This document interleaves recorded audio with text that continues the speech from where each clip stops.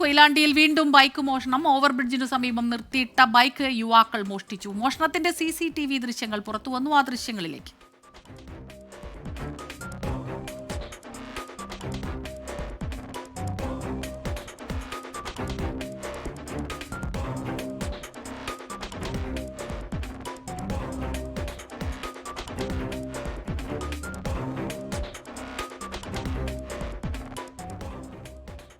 രാഹുൽ സുരേഷാണ് വിവരങ്ങളുമായി ചേരുന്നത്. രാഹുൽ, ഈ മോഷ്ടാക്കൾ ആരെന്ന് വളരെ കൃത്യമായിട്ട് അറിയാൻ കഴിയുന്നുണ്ടല്ലേ? ദൃശ്യങ്ങളിലെല്ലാം വ്യക്തമാണ്.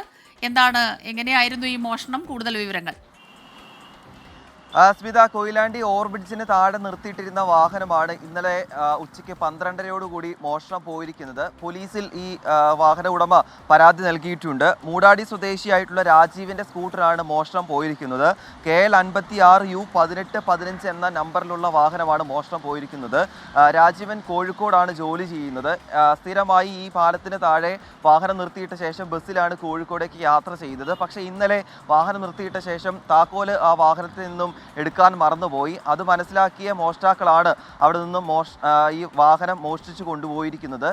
ഏതാണ്ട് 20നും 25നും വയസ്സ് പ്രായം തോന്നിക്കുന്ന 2 യുവാക്കൾ ഈ വാഹനത്തിന്റെ അടുത്ത് വന്ന ശേഷം വാഹനം മോഷ്ടിച്ചുകൊണ്ട് പോകുന്ന CCTV ദൃശ്യങ്ങളാണ് ഇപ്പോൾ പുറത്തു വന്നിരിക്കുന്നത്.